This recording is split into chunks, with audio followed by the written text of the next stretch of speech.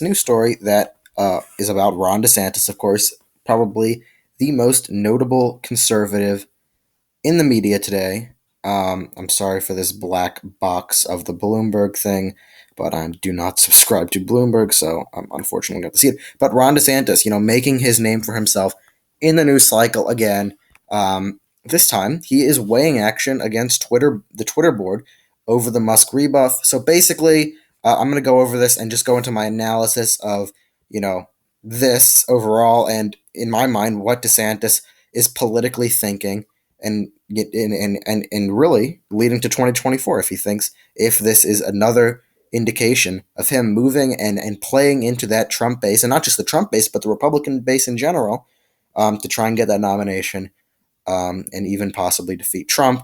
But I'm going to get into that. But first, let's just talk about what's going on. So basically, Ron DeSantis, the state of Florida, has I'm gonna just let's see.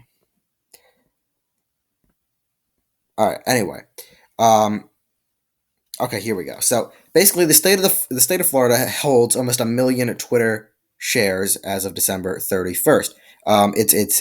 It's what these states do in allocating resources. Sometimes they invest in companies to try to make money that way. So as of December 31st, they held a a fairly large amount of, or in proportion to many other people, of course, of Twitter shares, 949,690. So what DeSantis is doing, since he acts on behalf of the Floridian government, is saying, as the person on behalf of the Floridian government, which holds these shares, that they may take action against the Twitter board, possibly in court, possibly legally, since he is also the elected governor of Florida, and the Republicans control both legislator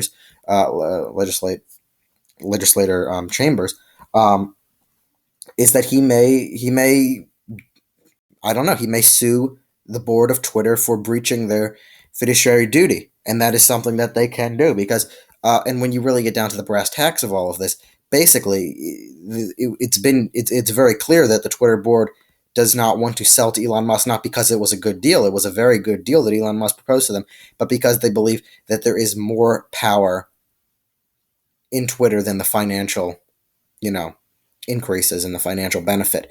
But there is a power, and Twitter, of course, is probably, although it is the smallest of the social media platforms, and has the smallest user base, drives the news cycle every day, and they understand that. But as the board of Twitter, they really don't have any say in their own interests with regards to, I guess, holding power and holding control over Twitter. They are in obligation to the people who own Twitter, and the state of Florida holds Twitter shares. So Florida may be taking action over the next few days to get this done. This may be this Elon Musk said he had a plan B. This may not even be Elon Musk's plan B. This may be just a Ron DeSantis doing this. And overall, now getting into the DeSantis appeal and what he's trying to do here in my mind is I think that he's once more, I mean, this is not the most astute, insight, but I think that this is a very clear insight and it should be spoken out, is he's trying to basically get his name out into the news cycle as much as possible, more than any other governor in the country.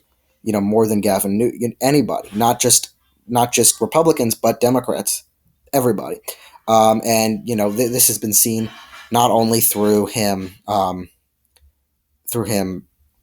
buying or through him filing suit against Twitter, or I mean, who knows if he's filing suit? Who knows what he is doing? He said he's going to get into that at a later date. But it's also from him rejecting those math books. I believe he rejected 50 something math books in the Florida education system after their bill was passed, the parental rights bill that they call it. That's another thing that has boosted his name in the news. Of course, him signing the parental rights bill, him signing the 15-week abortion ban. Basically, what we have seen over the last few months is essentially all covering of Ron DeSantis. He is a very well-versed politician. He probably has one of the best political compasses, if not the best political compass in the country at the moment.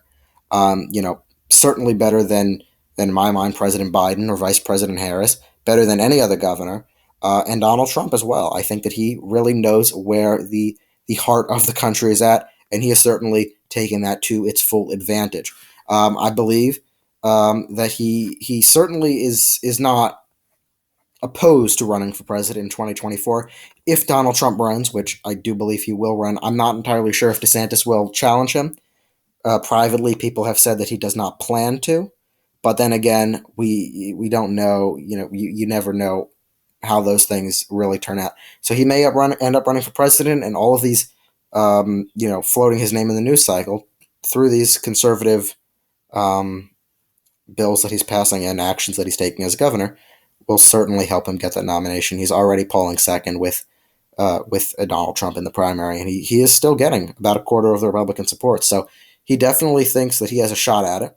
Who knows? He's probably in talks with Donald Trump as well, so possibly they have something brewing as well. But this is really just my analysis of what's going on. Sorry once more for this black subscription box. This is very annoying, but I'm sorry I got to deal with that. But yeah, thank you guys so much for watching this video today. Let me know in the comments below your thoughts on this development. Do you think that this is going to help Twitter? Do you think that DeSantis, this is going to help DeSantis' name, recognition and boost his support in the Republican Party? How will this affect the country?